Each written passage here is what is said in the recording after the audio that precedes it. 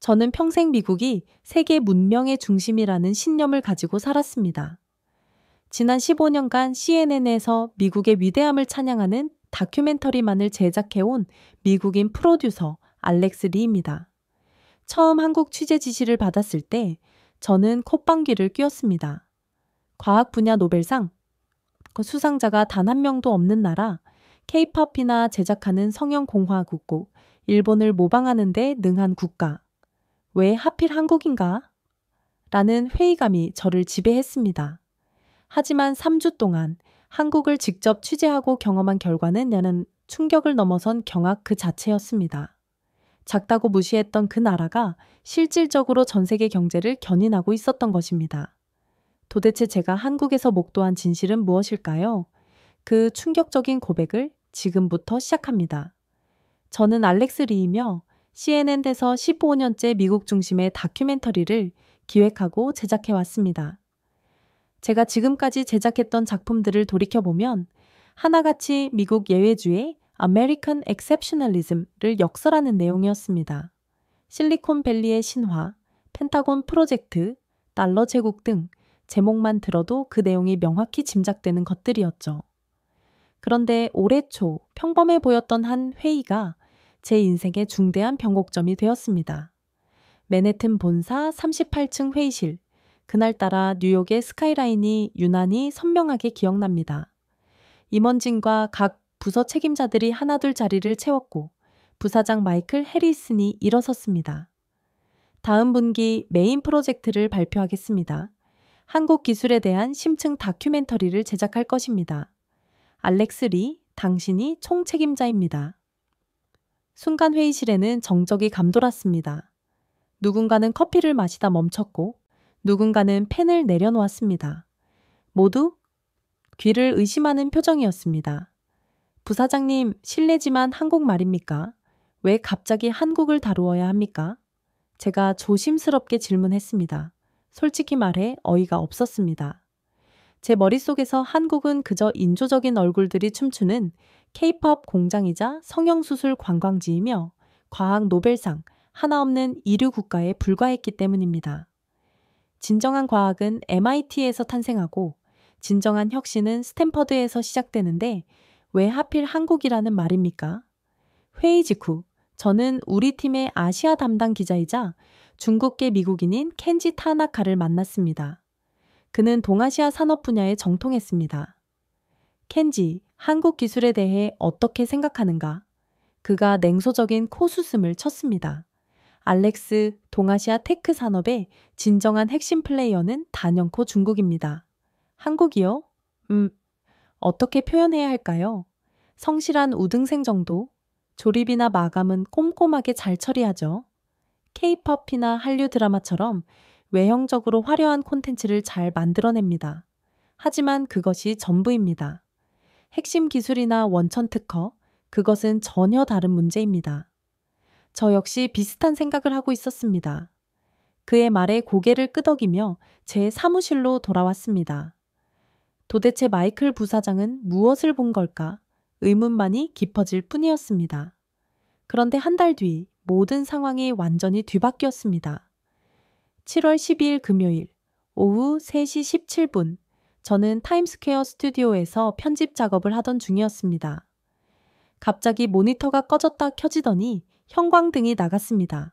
에어컨도 멈췄죠. 또 정전이군. 처음에는 뉴욕에서 흔히 발생하는 일이기에 대수롭지 않게 여겼습니다. 하지만 창밖을 보는 순간 무언가 심각하다는 것을 직감했습니다. 브로드웨이의 넌사인들이 모두 꺼져 있었고 타임스퀘어 광장의 거대한 전광판들 역시 까맣게 죽어 있었습니다. 알렉스, 기술 총괄 책임자 에릭 존스가 숨을 헐떡이며 뛰어왔습니다. 지금 맨해튼 전체가 대규모 블랙아웃 상태입니다. 그런데 우리만 방송이 송출되고 있어요. 뭐라고? 그게 무슨 소리인가? 저는 메인 컨트롤룸으로 질주했습니다. 놀랍게도 사실이었습니다. 모든 모니터가 정상적으로 작동 중이었고 생방송 신호가 끊김없이 송출되고 있었습니다. MBC, ABC, Fox 전부 멈췄어요? 우리 CNN만 살아있다고요? 프로듀서 리사킴이 흥분하여 소리쳤습니다. 시청률을 확인하세요. 역대 최고입니다. 미국 전역이 지금 CNN만을 시청하고 있어요. 정전으로 마비된 도시 속에서 우리만이 유일하게 빛을 발하고 있다는 사실은 믿기 힘든 광경이었습니다. 에릭, 우리 백업 전력 시스템이 이렇게 강력했었나? 에릭이 태블릿을 보여주었습니다. 전력 관리 시스템 화면에 눈에 띄는 이름이 적혀 있었습니다. K개 그릿, ESS 가동률 100%. 그 옆에는 작은 글씨로 한글로 한국전력 기술이라고 쓰여 있었습니다. 한국 회사라고? 네, 작년에 교체한 에너지 저장 시스템입니다. 다른 방송국들은 모두 미국 제너럴 일렉트릭 GE 제품을 사용했는데 전부 먹통이 되었다고 합니다. 정전은 6시간 만에 복구되었습니다. 그 6시간 동안 CNN은 미국 방송 역사를 새롭게 기록했습니다. 하지만 저는 묘한 감정에 사로잡혔습니다. 우리를 구원한 것이 다름 아닌 한국 기술이라니. 월요일 아침 긴급회의가 소집되었습니다. 마이클 부사장은 무거운 표정으로 자료를 펼쳤습니다. 여러분, 이번 정전을 통해 우리가 외면하고 있던 충격적인 현실이 드러났습니다. 화면에는 CNN 장비 리스트가 떠올랐고 빨간색으로 표시된 부분이 수두룩했습니다. 이 빨간색 표시가 전부 한국산 장비입니다. 78%에 달하죠. 깊은 침묵이 흘렀습니다. 인공지능 자막 생성기, 실시간 영상 압축 시스템, 위성 송수신 모듈, 서버 쿨링 시스템, 심지어 우리가 자랑하는 버추얼 스튜디오 기술마저 한국 회사가 개발한 것이었습니다. 그렇다면 우리가 지금까지 누군가 말을 잇지 못했습니다. 그렇습니다. 우리는 한국 기술 위에서 방송을 송출하고 있었던 것입니다. 단지 그 사실을 몰랐을 뿐이죠. 마이클이 저를 바라보았습니다. 알렉스, 이제 왜 한국 다큐멘터리를 제작해야 하는지 알겠나? 저는 아무 말도 할 수 없었습니다. 제가 15년간 굳게 믿어왔던 미국 중심의 세계관에 최초로 심각한 균열이 발생한 순간이었으니까요. 그날 밤 저는 잠을 이룰 수 없었습니다. 집에 돌아와 위스키를 한 잔 따르고 소파에 앉았지만 머릿속은 온통 한국이라는 단어로 가득했습니다. 정말 우리가 한국 기술에 그렇게까지 의존하고 있단 말인가? 아니면 마이클이 과장한 것일까? 다음 날 아침 저는 마이클의 사무실을 다시 찾아갔습니다. 부사장님, 어제 보여주신 자료 혹시 더 자세한 내용이 있습니까? 마이클은 말없이 서랍에서 두꺼운 파일을 꺼냈습니다. 표지에는 극비라는 빨간 도장이 선명하게 찍혀 있었죠. 이것은 국방부와 상무부가 공동으로 작성한 보고서야. 아직 외부에 공개되지 않은 내용이지. 첫 장을 넘기자마자 저는 숨이 멎을 뻔했습니다. 미국 핵심 인프라, 해외 기술 의존도 분석기라는 제목 아래 충격적인 수치들이 나열되어 있었습니다. 구글 데이터 센터 냉각 시스템은 한국 기술의 67% 의존하고 있었고 아마존 웹 서비스, AWS, 서버 메모리의 89%가 한국산이었습니다. 메타의 인공지능 학습용 칩은 94%가 한국에서 제조되었으며 테슬라 배터리 셀 공급률은 한국의 72% 의존하고 있었습니다. 이게 말이 됩니까? 제 목소리가 떨렸습니다. 계속 읽어보게. 나사의 아르테미스 프로젝트 배터리마저 한국이 독점적으로 공급하고 있었습니다. 펜타곤의 차세대 전투기 레이더에는 한국 핵심 부품이 들어가며 월스트리트의 초고속 거래 시스템에는 한국산 반도체가 필수였습니다. 페이지를 넘길수록 저는 현기증을 느꼈습니다. 미국이 자랑하는 모든 첨단 기술의 심장부 샷에 한국이 존재하고 있었던 것입니다. 알렉스, 자네 엔비디아 주식을 가지고 있나? 네, 조금 가지고 있습니다. 그 회사의 GPU가 어디서 만들어지는지 알고 있나? 대만 TSMC가 아닙니까? 틀렸네. 최신 AI 칩은 한국 삼성이 제조하고 있어. TSMC조차 구현하지 못하는 3나노 공정을 한국만이 양산하고 있지. 저는 켄지타 한나카를 다시 찾아갔습니다. 어제와는 확연히 달라진 제 심각한 표정을 본 그가 먼저 물었습니다. 무슨 일입니까? 켄지, 이거 좀 보게. 저는 보고서 일부를 보여주었습니다. 그의 얼굴이 점점 굳어졌습니다. 이건 불가능합니다. 중국도 이 정도는 아닐 텐데요. 하지만 이것이 실제 데이터야. 켄지가 자리에서 벌떡 일어섰습니다.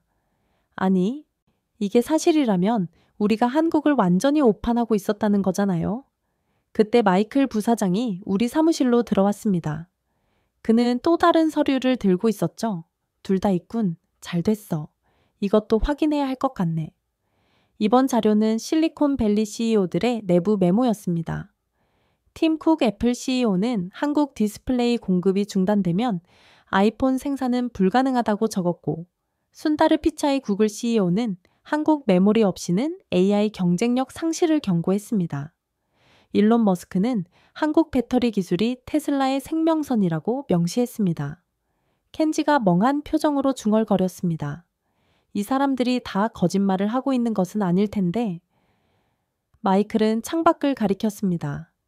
저기 보이는 맨해튼의 빌딩들, 그 안에 있는 서버들, 거래소의 컴퓨터들, 모두 한국 부품 없이는 멈추게 될 거야. 우리가 그토록 자랑하는 미국 경제가 사실은 한국 기술 위에 위태롭게 서 있는 것이지. 그렇다면 왜 지금까지 아무도 이 사실을 이야기하지 않은 것입니까? 제가 물었습니다. 자존심이지. 미국이 세계 최고라는 오만함과 자존심, 그리고 무지함. 우리는 너무나 오만했어. 그날 오후 저는 월스트리트에 있는 친구 마틴 슐츠 골드만삭스 직원을 만났습니다. 마틴, 내 회사 트레이딩 시스템에 한국 기술이 들어가 있나? 그가 깜짝 놀란 표정을 지었습니다. 자네가 어떻게 알았지? 그거 우리도 최근에 알게 된 사실인데. 정말이야. 초고속 거래 시스템의 핵심 칩이 전부 삼성에서 만든 거야. 그것도 특별 주문 제작품이라 다른 곳에서는 만들 수도 없어. 왜 하필 한국이지?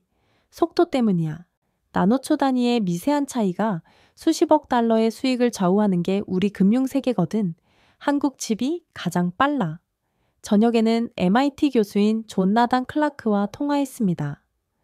교수님, 한국의 기술 수준이 어느 정도입니까? 솔직히 말해줄게, 알렉스. 반도체 배터리 디스플레이 분야에서는 한국이 이미 우리를 넘어섰어.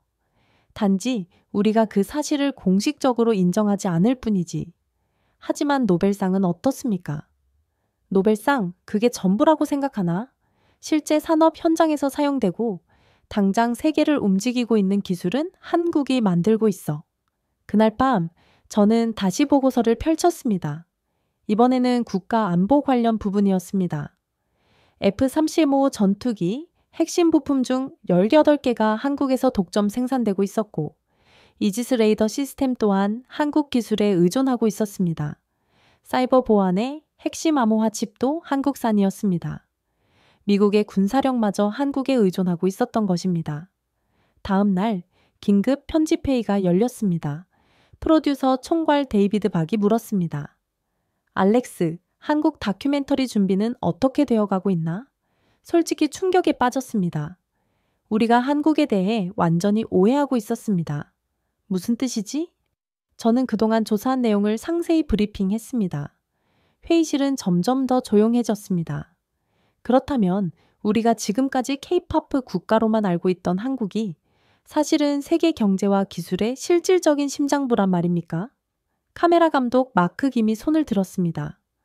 그런데 이상하지 않습니까?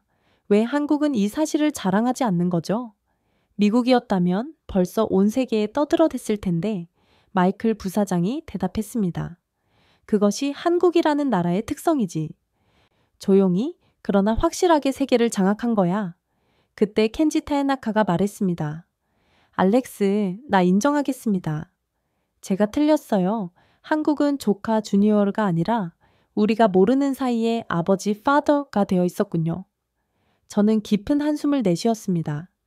이제 직접 가봐야겠습니다. 한국에. 그래야지. 이 정도 스토리라면 다큐멘터리가 아니라 다큐 시리즈로 제작해야 할 것 같은데. 데이비드 박이 농담처럼 말했지만 그것은 사실이었습니다. 그날 밤 아내 엘리나가 물었습니다. 한국 출장 간다면서 얼마나 오래? 한 3주 정도? 뭐 때문에 그렇게 오래 머무는 거야? 우리가 전혀 알지 못했던 새로운 세계를 발견했어. 그걸 직접 확인하러 가는 거야. 무슨 소리야? 엘리나, 우리가 사용하는 핸드폰, TV, 컴퓨터, 이 모든 것이 한국 기술이야. 우리 차 배터리도, 신용카드 결제 시스템도, 심지어 펜타곤의 무기까지도. 아내는 믿을 수 없다는 표정을 지었습니다. 농담하는 거지? 아니, 그래서 직접 가서 확인해야만 해. 수화기 너머로 예약센터 직원의 목소리가 들렸습니다. 서울행 비즈니스석 예약 완료되었습니다. 이제 진짜 여정이 시작되는 것이었습니다.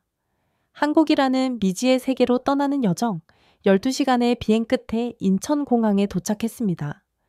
비행기에서 내리자마자 무언가 확연히 달랐습니다. 공항이 아니라 마치 미래도시에 온 것 같았습니다. 천장부터 바닥까지 모든 것이 디지털 스크린이었고 안내 로봇이 돌아다니며 승객들을 돕고 있었습니다. 입국 심사대 앞에 섰습니다. 줄이 거의 없었습니다. 승객들이 기계 앞에서 몇 가지 조작을 하더니 3초 만에 통과하는 것이었습니다. 다음 분 오세요라고 영어로 안내가 나왔습니다. 제 차례였습니다. 여권을 스캔하자 화면에 제 얼굴이 떴고 카메라가 저를 인식했습니다. 한국에 오신 것을 환영합니다. 미스터 리, 미스터 리. 기계가 영어로 인사했습니다. 입국 도장도 자동으로 찍혔죠. 걸린 시간은 정확히 18초였습니다. 짐을 찾으러 갔습니다. 컨베이어 벨트 위 화면에 제 이름이 떴고 제 가방이 나올 위치와 시간이 정확하게 표시되었습니다. 2분 37초 후 3번 구역 정확했습니다. 공항 와이파이는 비밀번호도 없이 자동 연결되었고 속도는 제 뉴욕 집보다 10배는 빨랐습니다. 택시를 탔습니다. 기사님이 영어로 물었습니다. 첫 방문이십니까? 네. 목적지 주소만 말씀하시면 내비게이션이 모두 안내해 드립니다. 신기했던 것은 택시 내부였습니다. 뒷좌석에 태블릿이 설치되어 있었고 실시간으로 경로와 요금이 표시되었습니다. 결제도 제 스마트폰을 갖다 대니 순식간에 끝났습니다. 호텔로 향하는 길, 창밖 풍경은 경이로웠습니다. 고속도로 위 전광판에 실시간 교통 정보가 명확히 떴고 긴 터널 안에서도 라디오가 끊기지 않았습니다. 기사님, 터널 안에서도 신호가 잡히네요. 한국은 터널, 지하철, 산소까지 모두 터집니다. 바옵지죠? 사오지. 전국 어디서나 말입니까? 서울 시내로 진입하자 더욱 놀랐습니다. 버스 정류장마다 도착 시간이 초 단위로 표시되었고 회횡단보되는 보행자들이 스마트폰만 보며 걸어도 안전하도록 바닥에 LED 신호등이 깔려 있었습니다. 호텔 체크인 과정도 충격적이었습니다. 로비 직원은 단 한 명뿐이었고 대신 키오스크 앞에서 여권을 스캔하니 모든 절차가 끝났습니다. 객실 열쇠 룸키도 휴대폰으로 전송받았습니다. 엘리베이터를 기다리는데 옆에 서 계신 할머니 한 분이 스마트폰으로 무언가를 하고 계셨습니다. 자세히 보니 병원 진료 예약을 하고 계셨습니다. 할머니, 애플리케이션으로 병원 예약을 하시는군요. 아이고, 외국분이시네. 그럼요. 요즘 누가 전화로 예약합니까? 다 앱으로 하지. 70대는 되어 보이는 분이었는데 너무나 자연스럽게 터치하는 모습이 인상적이었습니다. 방에 짐을 풀고 거리로 나섰습니다. 가장 먼저 눈에 띈 것은 카페였습니다. 주문하는 사람이 보이지 않았습니다. 대부분 휴대폰으로 미리 주문하고 음료만 받아가더군요. 아메리카노 한 잔 주세요.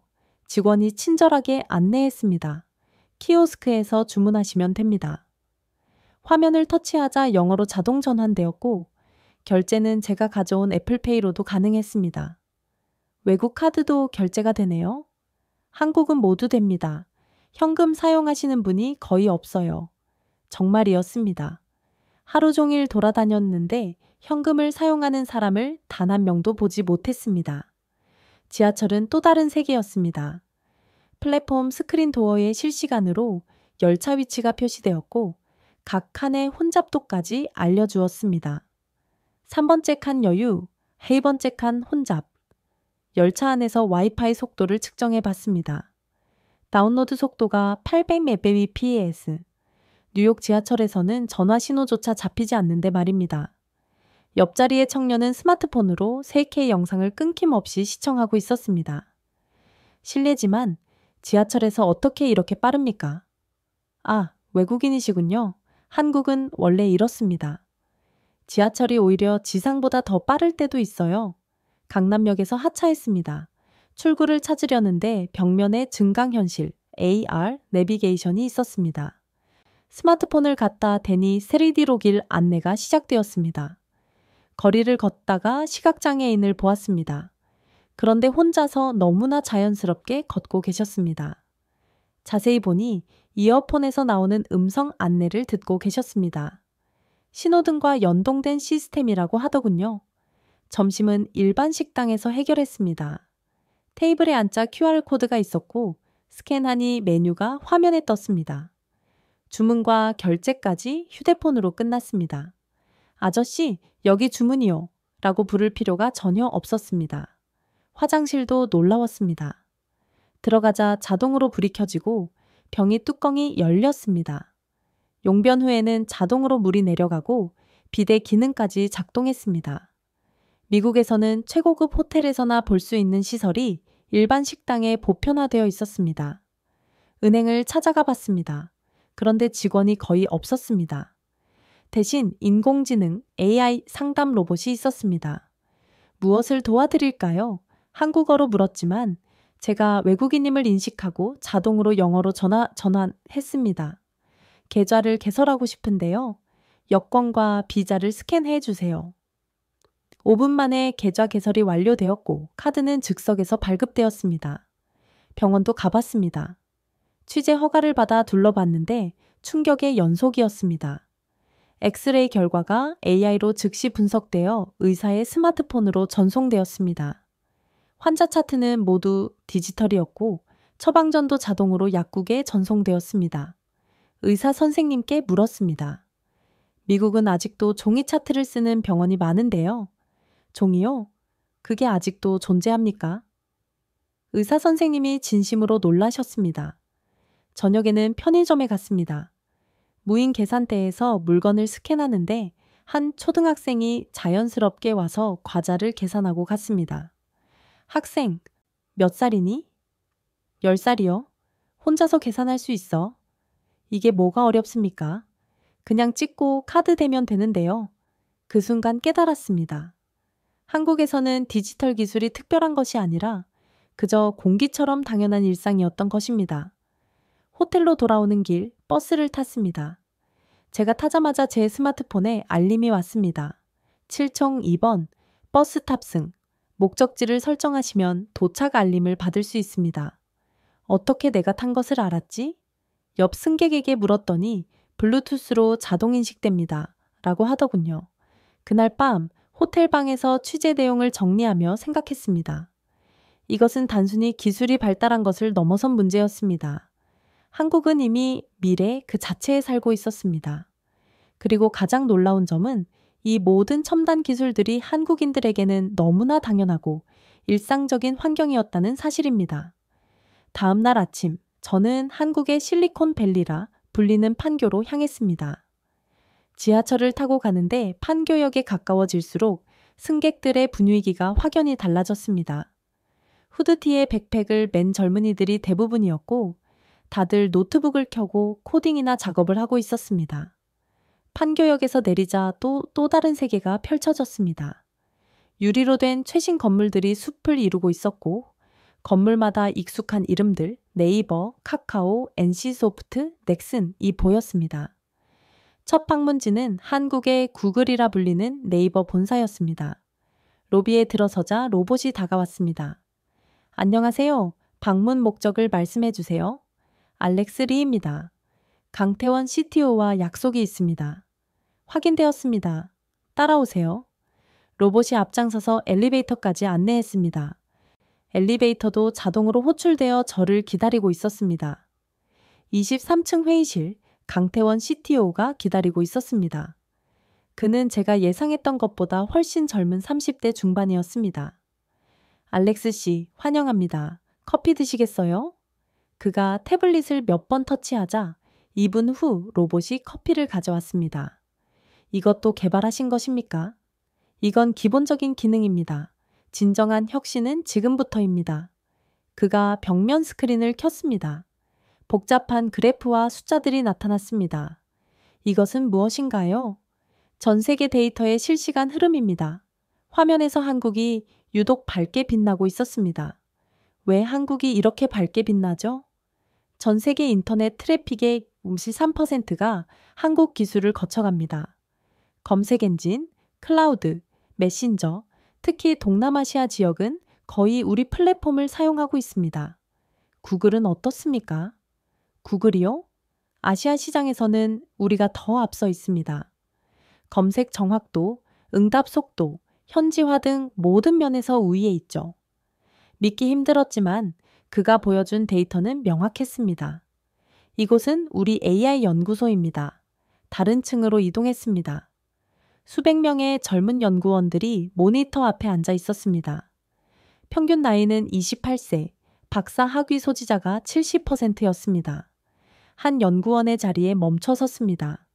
화면에는 복잡한 코드가 흐르고 있었습니다. 무엇을 개발 중인가요? 차세대 번역 엔진입니다. 현재 구글 번역보다 정확도가 34% 더 높습니다. 연구원이 자랑스럽게 말했습니다. 점심은 구내 식당에서 먹었습니다. 그런데 식당이라기보다는 고급 레스토랑 같았습니다. 주문은 역시 앱으로 했고 음식은 자리로 배달되었습니다. 이런 환경이라면 직원들이 회사를 떠나지 않겠군요. 실제로 이직률이 3% 미만입니다. 실리콘밸리보다 훨씬 낮죠. 오후에는 스타트업 캠퍼스를 방문했습니다. 수십 개의 작은 회사들이 한 건물에 모여 있었습니다. 안내를 맡은 박서영 연구원이 설명했습니다. 여기는 입주 경쟁률이 100대 1입니다. 왜 이렇게 인기가 많죠? 정부의 적극적인 지원금, 대기업의 투자, 그리고 무엇보다 한국 시장 자체가 세계 최고의 테스트베드 역할을 하기 때문입니다. 테스트베드라니? 한국인들은 새로운 기술을 세계에서 가장 빨리 수용합니다. 여기서 성공하면 세계 어디서든 성공할 수 있다는 의미죠. 한 스타트업을 방문했습니다. 직원 12명의 작은 회사였는데 나사와 계약을 맺었다고 하더군요. 무엇을 만드시나요? 우주 방사선 차단 소재입니다. 나사가 먼저 우리 기술을 구매하겠다고 연락해 왔습니다. 대표는 32세였습니다. 미국 회사들이 스카우트나 투자를 많이 제안합니까? 매주 옵니다. 기술 투자나 인수 제안도 하지만 우리는 팔지 않습니다. 이유가 뭡니까? 한국에서 더 크게 성장할 수 있으니까요. 그들의 자신감이 인상적이었습니다. 다음은 삼성전자 연구소였습니다. 보안이 매우 삼엄했습니다. 특별 허가를 받아 겨우 들어갈 수 있었죠. 여기가 3나노 반도체 연구소입니다. 이현석 수석연구원이 안내했습니다. 인텔이나 TSMC는 어떻습니까? 인텔은 7나노에서 아직 난항을 겪고 있고 TSMC도 3나노 수율이 우리의 절반 수준입니다. 청정실을 유리창 너머로 보았습니다. 우주복 같은 옷을 입은 연구원들이 거대한 장비들 사이를 오가고 있었습니다. 저 장비들이? 네? 대부분 우리가 자체 개발한 것입니다. 네덜란드의 ASML 장비도 저희가 개조했습니다. 개조요? 네. 원래 성능의 150%를 끌어냅니다. 이제는 그들이 우리에게 배우러 옵니다.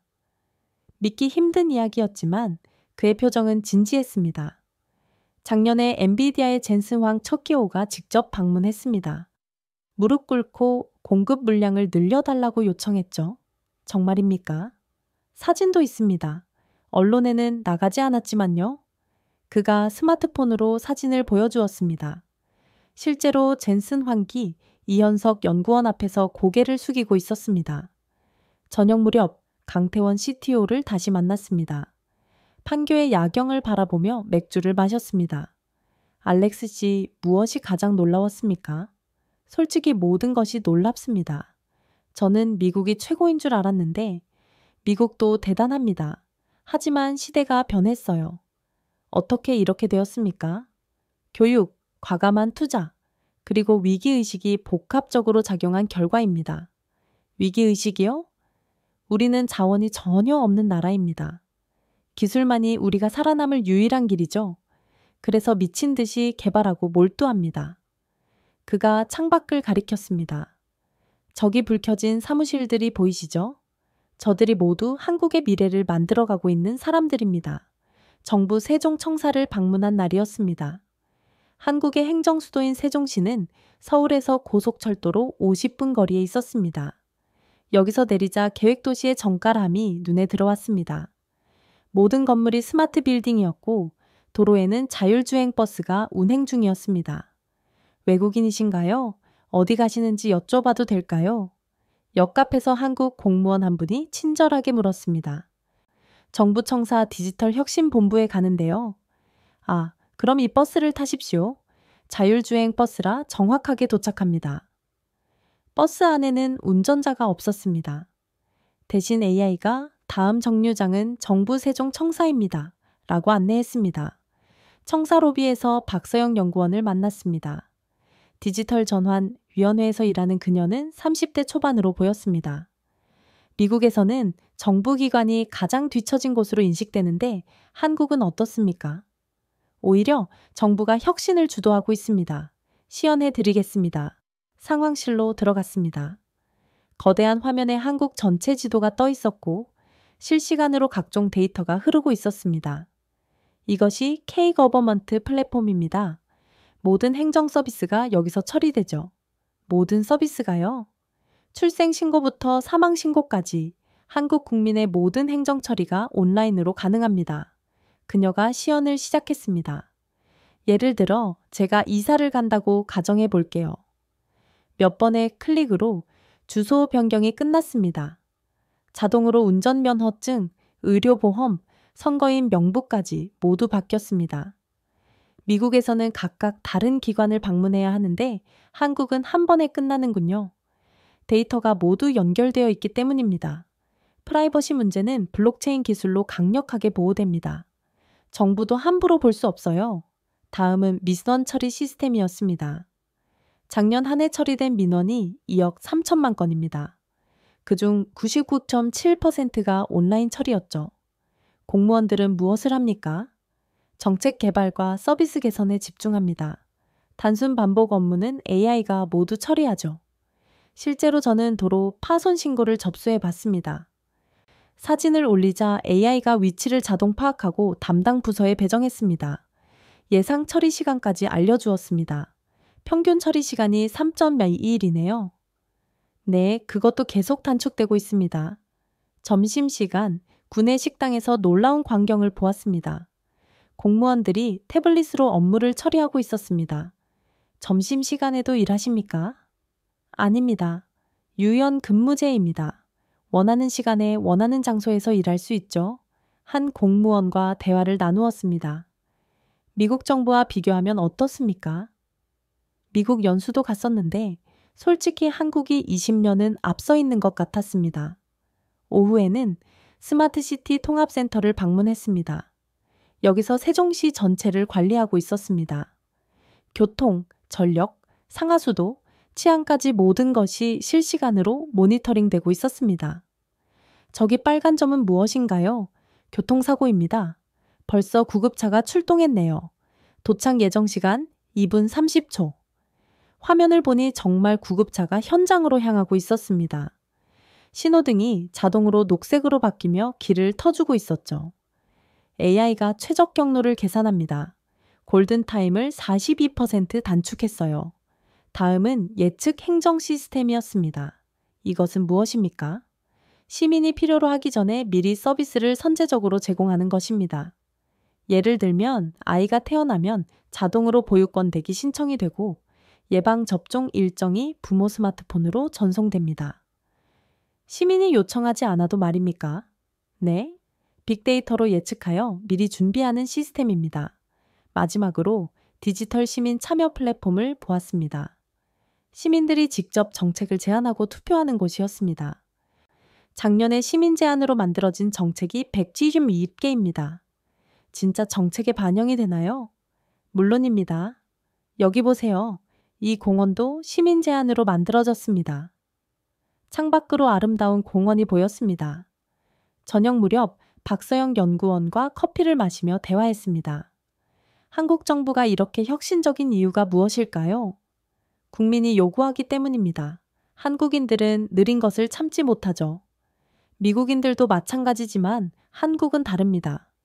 불편하면 바로 민원을 제기하고 개선되지 않으면 다음 선거에서 심판합니다. 그래서 정부가 신속하게 움직이는 것입니다. 국민이 정부를 훈련시킨 것이군요. 세종시를 떠나며 생각했습니다. 한국은 단순히 기술이 발달한 나라가 아니었습니다. 국가 자체가 하나의 거대한 플랫폼으로 기능하고 있었던 것입니다. 그리고 그 플랫폼 위에서 모든 국민이 완벽하게 연결되어 있었습니다. 화성시 삼성전자 반도체 공장, 세계 최대 규모의 반도체 생산 단지였습니다. 정문에서부터 보안이 극도로 삼엄했습니다. 방문자 센터에서 특수 보안 패스를 받고 전용 차량으로 이동했습니다. 알렉스 씨, 오늘 보실 것들은 절대 촬영이 금지됩니다. 이현석 수석연구원이 엄숙하게 말했습니다. 그 정도로 중요한가요? 여기서 생산이 단 1시간이라도 멈춘다면 전 세계 IT 산업이 마비될 것입니다. 이는 과장이 아니었습니다. 건물에 들어서자 복도 벽면에는 고객사 로고들이 걸려 있었는데 애플, 구글, 엔비디아, 퀄컴, 인텔 등 전 세계 빅테크 기업들이 총망라되어 있었습니다. 클린룸 앞에 도착했습니다. 유리창 너머로 노란 조명 아래 우주복 같은 특수복을 입은 사람들이 보였습니다. 저기가 3나노 공정 라인입니다. 3나노가 왜 중요합니까? 머리카락 두께의 2만 분의 1입니다. 현재 이것을 대량 양산할 수 있는 곳은 지구상의 이곳뿐입니다. TSMC는 수율이 20% 수준이지만 우리는 87%에 달합니다. 그가 태블릿으로 공정 과정을 보여주었습니다. 웨이퍼 한 장에 칩이 몇 개나 나옵니까? 600개입니다. 개당 가격이 던더 5,000달러이니 한 장에 120만 달러에 달하죠. 그래서 먼지 하나도 용납이 안 되는군요. 실제로 클린룸의 청정도는 수술실의 10,000배였습니다. 저 장비가 UV 리소그래피입니다. 대당 3천억 원이죠. 거대한 장비가 쉴 새 없이 작동하고 있었습니다. 네덜란드 ASML 제품이죠? 맞습니다. 하지만 우리가 개조했습니다. 원래 설계보다 40% 더 빠르게 작동해요. 그것이 가능합니까? 우리 엔지니어들이 소프트웨어를 재설계했습니다. ASML 측에서도 깜짝 놀랐죠. 그 다음은 HBM 고대 거역폭 메모리 생산 라인이었습니다. 인공지능의 두뇌 역할을 하는 장치였습니다. 엔비디아 GPU에 들어가는 메모리 말입니까? 네. 차트 GPT 같은 AI가 작동하려면 이것이 필수적입니다. 전 세계 생산량의 95%가 여기서 나옵니다. 순간 소름이 돋았습니다. 차트 GPT를 비롯한 모든 인공지능이 한국 없이는 존재할 수 없다는 의미였으니까요. 작년에 젠슨 황기 직접 왔다고 들었습니다. 아, 그때 일화가 있죠. 회의실에서 무릎 꿇고 제발 물량을 늘려달라고 사정했습니다. 세계 최고 부자가 말입니까? 돈이 문제가 아닙니다. 이 기술을 만들 수 있는 곳이 오직 여기뿐이니까요. 점심은 구내 식당에서 먹었습니다.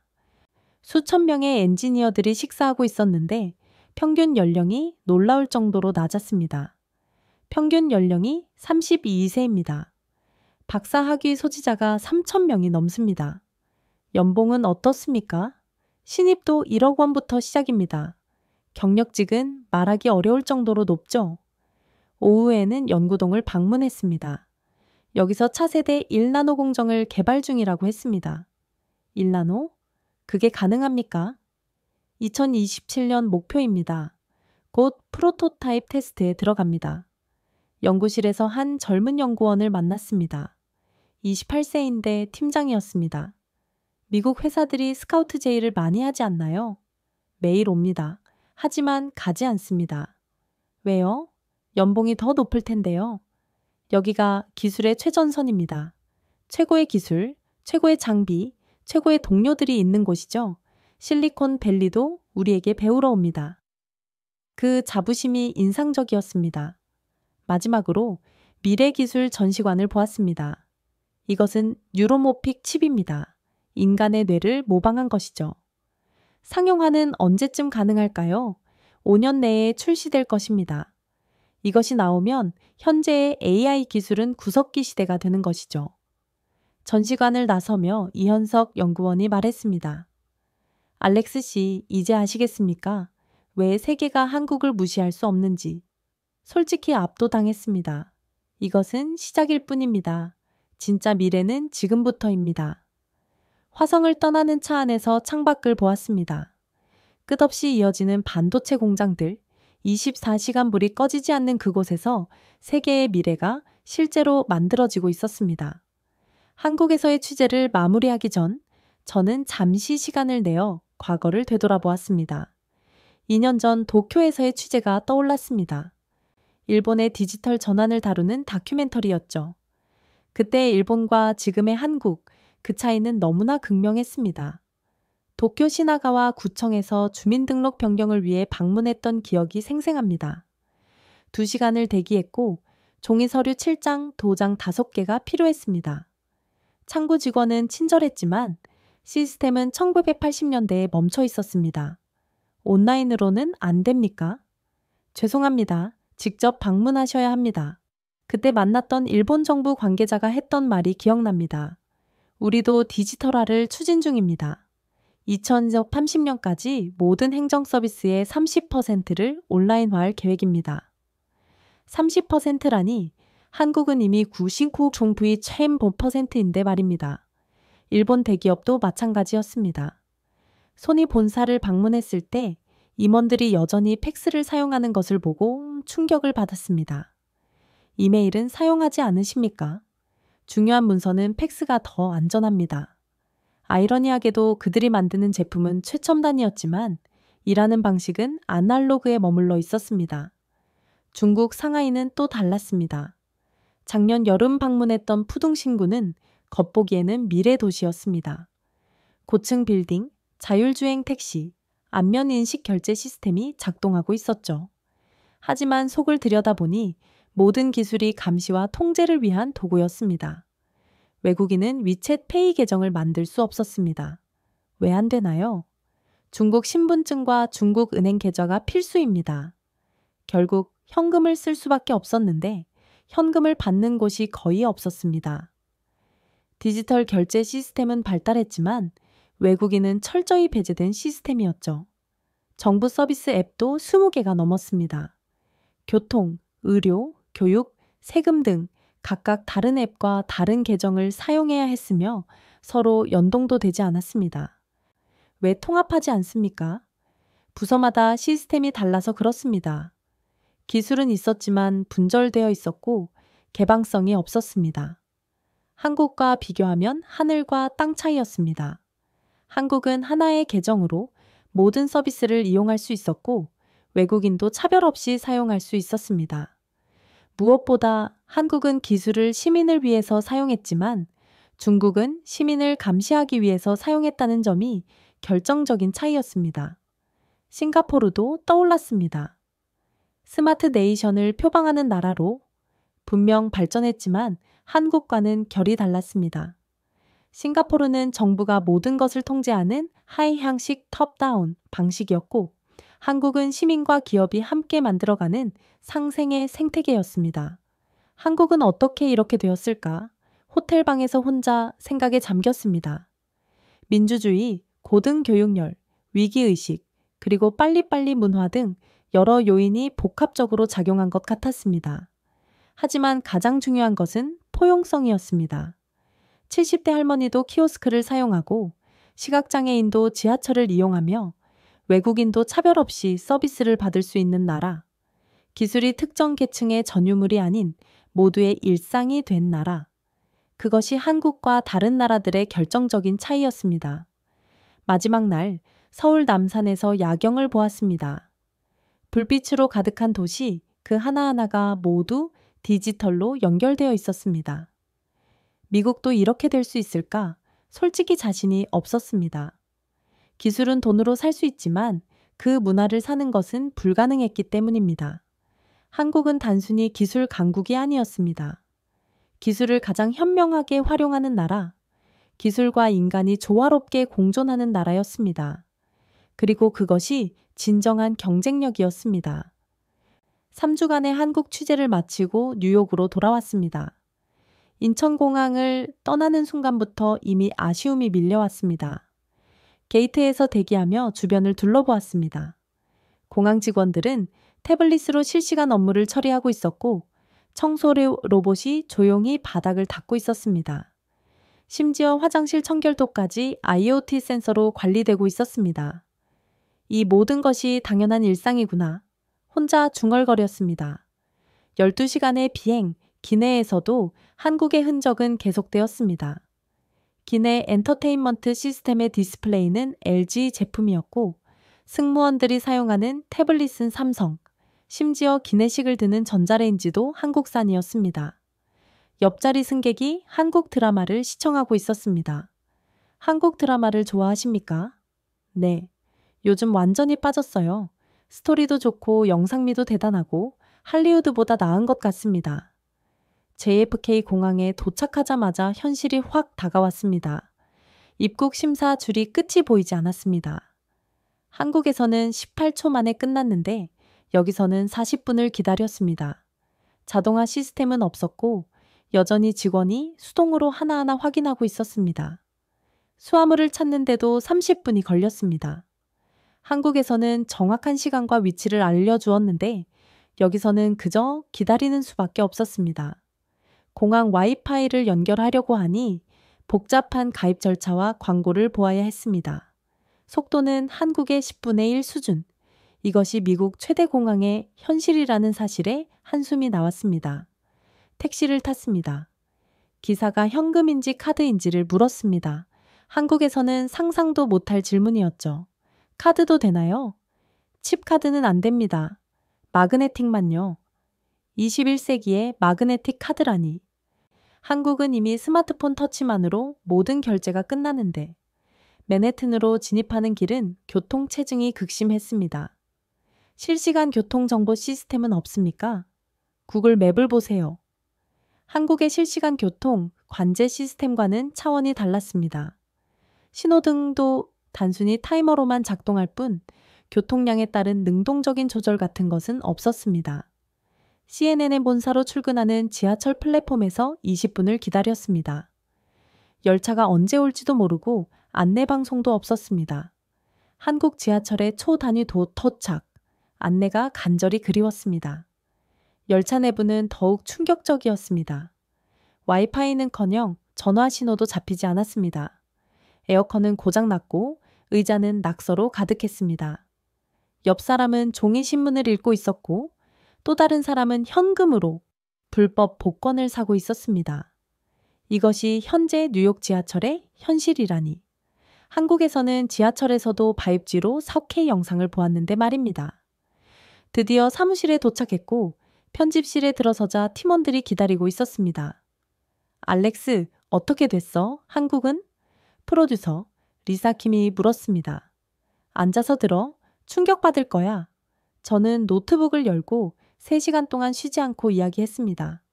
인천공항에서부터 판교, 세종시, 그리고 삼성반도체 공장까지.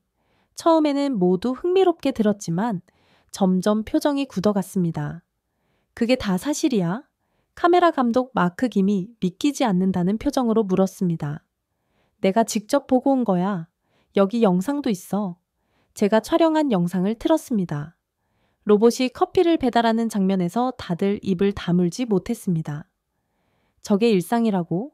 할머니가 키오스크로 민원 서류를 발급받는 장면에서 충격을 받았습니다. 우리 엄마는 아직도 스마트폰 문자도 못 보내는데 자율주행 버스 영상에서는 아예 말을 잃었습니다. 이게 현재 한국이야. 미래 영화가 아니고 사운드 담당 벤이 물었습니다. 우리가 살고 있는 시대와 같은 시대가 맞나?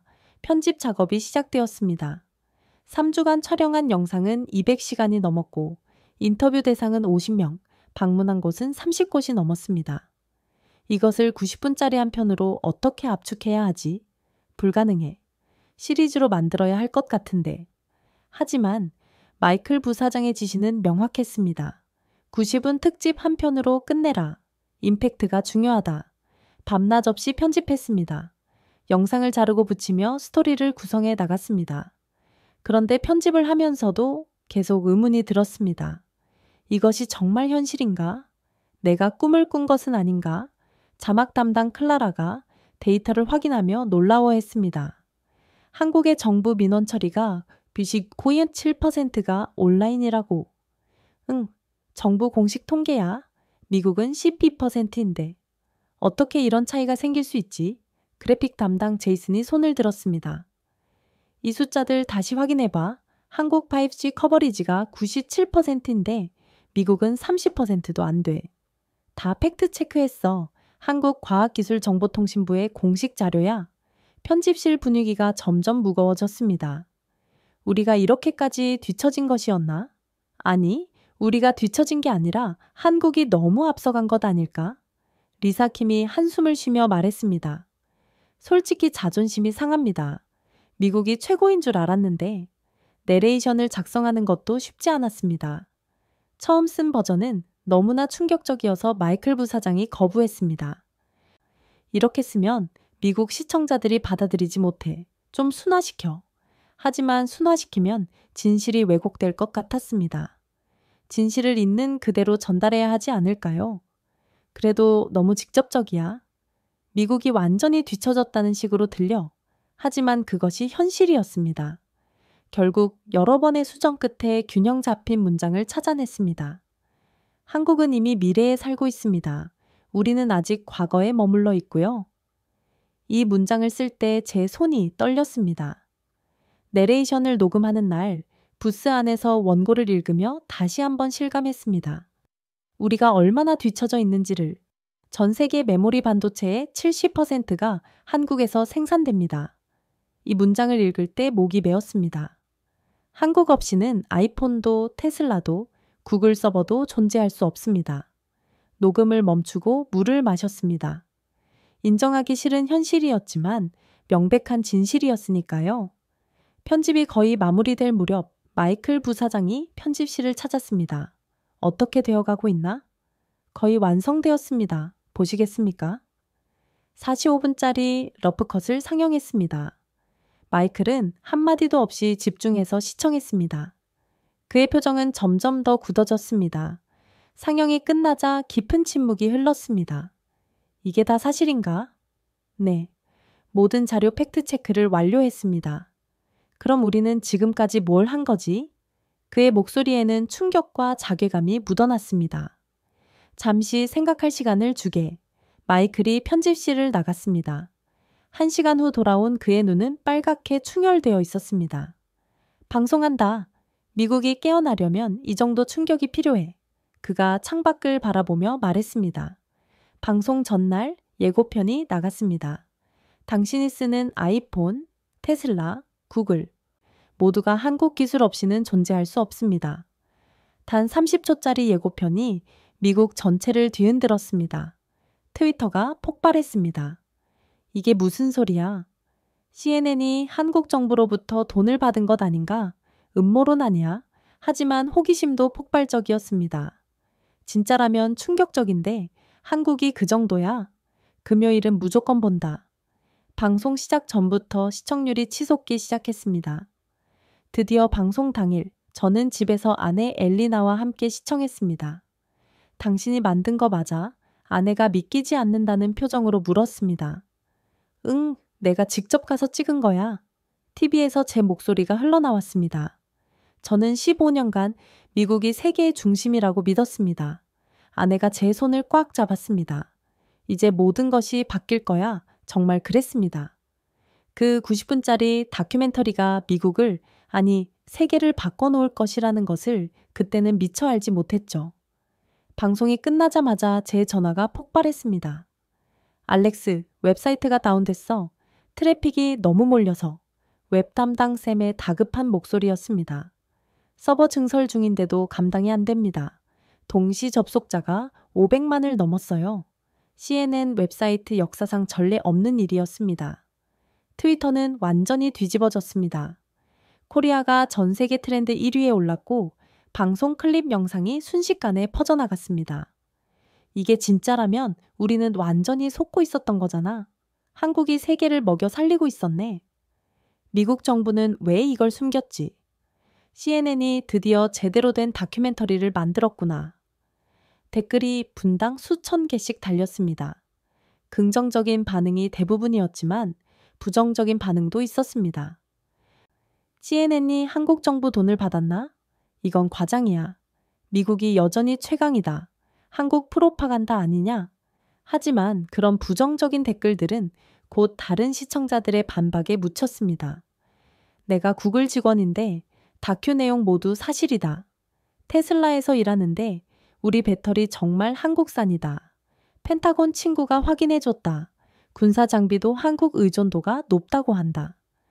다음 날 아침 긴급 임원회의가 소집되었습니다. 24시간 만에 조회수 2천만 뷰를 돌파했습니다. 디지털 담당 이사가 흥분된 목소리로 보고했습니다. CNN 역사상 최단 기록입니다.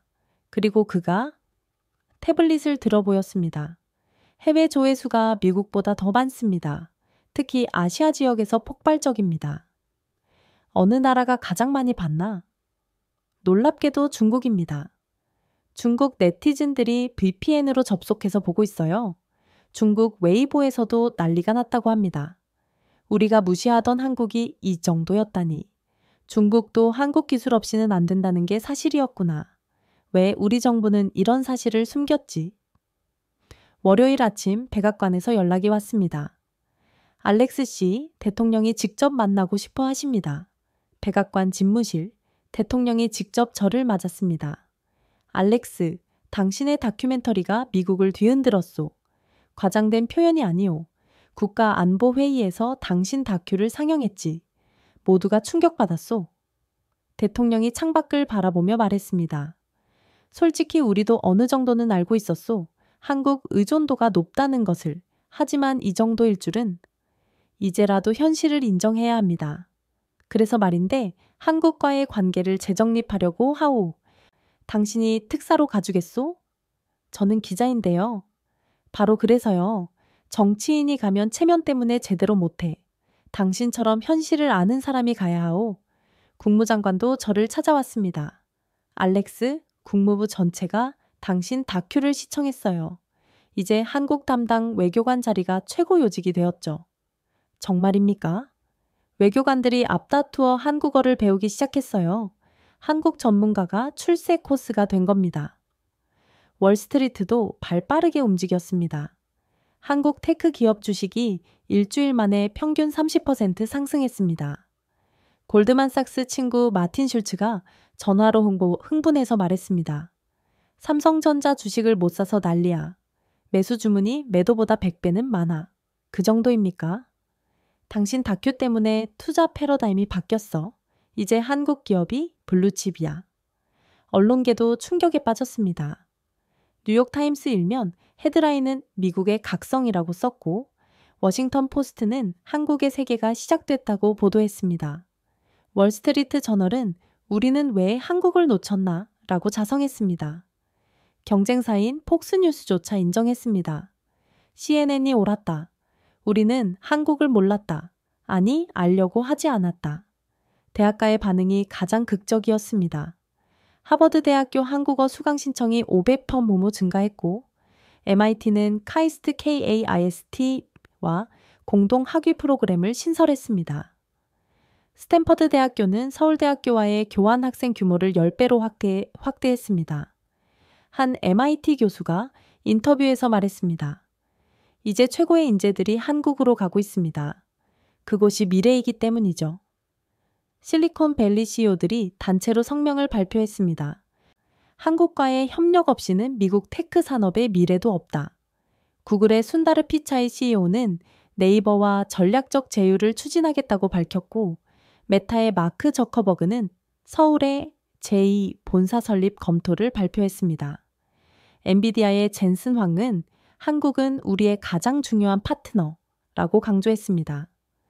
2주 후 저는 의회 청문회에 불려갔습니다. 알렉스 리 씨, 당신의 다큐멘터리가 미국을 뒤흔들었습니다. 상원 외교위원장이 말했습니다. 이제 미국은 어떻게 대응해야 합니까? 한국과 동등한 파트너십을 구축해야 합니다. 동등한 파트너십이요? 네. 더 이상 우리가 우위에 있다는 오만하고 위험한 착각은 버려야 합니다. 그것이 가능할까요? 미국의 자존심이 한 의원이 격앙된 목소리로 말했습니다. 자존심이 우리를 먹여 살립니까? 현실을 받아들여야 합니다. 미국이 한국에 무릎 꿇으란 말입니까? 무릎 꿇는 것이 아니라 손을 잡는 것입니다. 동등한 위치에서. 청문회가 끝난 후 복도에서 한 보좌관이 다가왔습니다. 덕분에 저도 한국어 공부를 시작했어요. 왜요? 앞으로 한국 관련 업무가 핵심이 될 테니까요. 출세하려면 한국을 알아야죠. 한 달 후 대통령이 대국민 연설을 했습니다. 미국 국민 여러분, 우리는 새로운 현실을 받아들여야 합니다. 대통령이 엄숙하게 말했습니다. 한국은 더 이상 우리의 주니어 파트너가 아닙니다. 동등한 파트너, 아니 일부 분야에서는 우리보다 앞선 파트너입니다. 오늘부로 미국 디지털 대전환 프로젝트를 시작합니다. 한국을 벤치마킹하고 한국과 협력하겠습니다. 미국 대통령이 한국을 롤모델로 언급한 역사적인 순간이었습니다. 개인적으로 가장 감동적인 순간은 따로 있었습니다. 방송 후 받은 수천 통의 이메일 중 하나였습니다. 한국계 미국인 대학생이 보낸 것이었습니다. 저는 평생 한국인인 것이 부끄러웠습니다. 주변에서 늘 작은 나라, 이상한 나라 취급을 했거든요. 하지만 당신의 다큐멘터리를 보고 처음으로 자부심을 느꼈습니다. 이제 당당하게 말할 수 있어요. 저는 한국계라고. 감사합니다. 저는 답장을 보냈습니다. 자부심을 가지세요. 한국은 단순한 국가가 아닙니다. 인류의 미래입니다. 그리고 켄지 타나카의 변화도 인상적이었습니다. 알렉스, 나 한국 지사 발령 신청했어. 정말인가? 내가 완전히 틀렸어. 중국이 아니라 한국이었어. 이제라도 제대로 배워야겠어. 그는 이미 한국어 공부를 시작했고 매일 한국 뉴스를 읽고 있었습니다. 자네도 변했군. 당신 덕분이야. 눈을 뜨게 해줘서 고마워. 그렇게 제 다큐멘터리 한 편이 미국 전체를 바꿔놓았습니다. 아니, 바꿀 것이 아니라 이미 바뀌어있던 현실을 마침내 인정하게 만든 것이었습니다. 하버드대학교 케네디 스쿨 강당, 500명이 넘는 청중이 자리를 가득 채웠습니다. 학생, 교수, 정부 관계자, 기업인들까지, 심지어 복도와 계단에까지 사람들이 서 있었습니다. 모두가 제 이야기를 듣기 위해 모였습니다. 안녕하세요. 저는 알렉스 리입니다. 박수가 터졌습니다. 하지만 박수 소리 사이로 웅성거림도 들렸고 회의적인 시선들도 느껴졌습니다. 6개월 전만 해도 저는 미국이 세계의 중심이라고 굳게 믿었습니다. 실리콘밸리가 혁신의 성지이고 월스트리트가 세계 경제의 심장이며 펜타곤이 세계 평화를 수호한다고 확신했죠. 몇몇이 고개를 끄덕였습니다. 그들 역시 같은 생각을 하고 있었을 테니까요. 하지만 이제 분명히 말씀드릴 수 있습니다. 21세기의 진정한 초강대국은 군사력이나 달러의 힘으로 정의되지 않습니다. 바로 기술력으로 정의됩니다. 청중이 숨죽이며 경청했습니다. 그리고 그 기준으로 볼 때 초강대국은 이미 한국입니다. 순간 강당이 술렁거렸습니다. 말도 안 돼, 누군가 외쳤습니다. MIT 컴퓨터공학과 로버트 스미스 교수였습니다. 미국이 여전히 기술 리더십을 가지고 있습니다. 구글, 애플, 마이크로소프트 모두 미국 기업이 아닙니까? 저는 침착하게 대답했습니다. 교수님, 잠시 보여드릴 것이 있습니다. 스크린에 제가 한국에서 촬영한 영상이 흘렀습니다. 자율주행 버스, 로봇 바리스타, 3나노 반도체 생산 현장.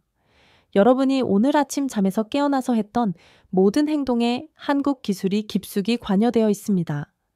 제가 하나하나 짚어가며 설명했습니다. 아침에 맞춘 아이폰 알람, 그 화면은 삼성 디스플레이입니다. 구글에서 뉴스를 검색했다면 그 서버의 메모리는 SK 하이닉스입니다. 테슬라를 탔다면 배터리 셀은 LG 에너지 솔루션이고요. 한 학생이 손을 들었습니다. 그래도 소프트웨어는 미국이 주도하지 않습니까? 좋은 질문입니다. 하지만 소프트웨어도 하드웨어 없이는 무용지물이죠. 그리고 한국은 이제 소프트웨어 분야에서도 빠르게 격차를 줄이고 있습니다. 제가 다음 슬라이드를 보여주었습니다. 네이버의 검색 알고리즘은 아시아에서 구글보다 더 정확합니다. 카카오 AI는 일상생활 적용 면에서 어떤 미국 기업보다도 앞서 있습니다. 경제학과 교수가 일어났습니다. 하지만 한국은 작은 나라입니다. 어떻게 미국을 능가할 수 있습니까? 교수님, 중요한 것은 크기가 아니라 밀도입니다. 한국은 전 국민이 기술을 포용합니다. 70대 노인도 스마트폰 앱으로 병원 예약을 하고 초등학생도 코딩을 배웁니다. 그때 놀라운 일이 발생했습니다. 강단 뒤 대형 스크린에 갑자기 생중계 화면이 떴습니다. 한국 판교에서 실시간으로 연결된 것이었습니다. 안녕하세요, 하버드 여러분. 화면에 나타난 것은 강태원 CTO였습니다. 알렉스 씨가 저희를 소개한다기에 직접 보여드리고 싶었습니다.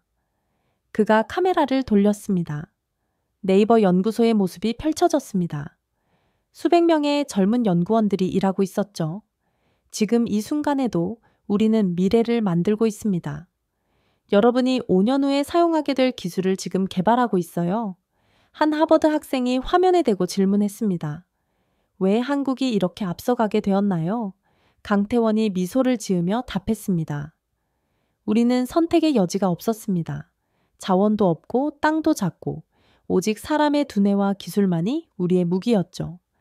그래서 미친 듯이 공부하고 미친 듯이 개발했습니다. 연결이 끊기고 다시 강단으로 돌아왔습니다. 청중 사이에서 한 노신사가 일어섰습니다. 전직 국무장관이었습니다. 미스터리, 그렇다면 미국은 이제 어떻게 해야 합니까? 겸손해져야 합니다. 그리고 배워야 합니다. 미국이 한국에게 배운다니요? 네, 그것이 현실입니다. 또 다른 질문이 쏟아졌습니다. 미국 정부는 이 사실을 알고 있나요? 알고 있습니다. 단지 인정하기 싫을 뿐이죠. 왜 언론은 이 사실을 보도하지 않습니까? 자존심 때문입니다. 미국이 최고라는 신화를 깨고 싶지 않은 것이죠. 한 젊은 여학생이 일어섰습니다. 저는 한국계 미국인 2세입니다. 부모님이 항상 한국 자랑을 하셨지만 저는 믿지 않았습니다. 미국이 최고인 줄 알았거든요. 그런데 오늘 부모님이 옳았다는 것을 알았습니다. 그녀의 눈에 눈물이 고였습니다. 이제야 제 뿌리가 자랑스럽습니다. 박수가 터졌습니다. 강연이 끝날 무렵 저는 마지막 슬라이드를 띄웠습니다. 서울의 야경 사진이었습니다. 수백만 개의 불빛이 반짝이는 도시. 이 불빛 하나하나가 모두 연결되어 있습니다. 도시 전체가 하나의 유기체처럼 움직입니다. 5G로, IoT로, AI로 연결된 세계 최초의 스마트 도시. 이것이 한국입니다. 미래는 이미 한국에 있습니다. 우리가 가야 할 길을 한국이 보여주고 있는 것이죠. 마지막으로 한 가지 고백을 했습니다. 저는 15년간 다큐멘터리를 만들며 세계를 누볐습니다.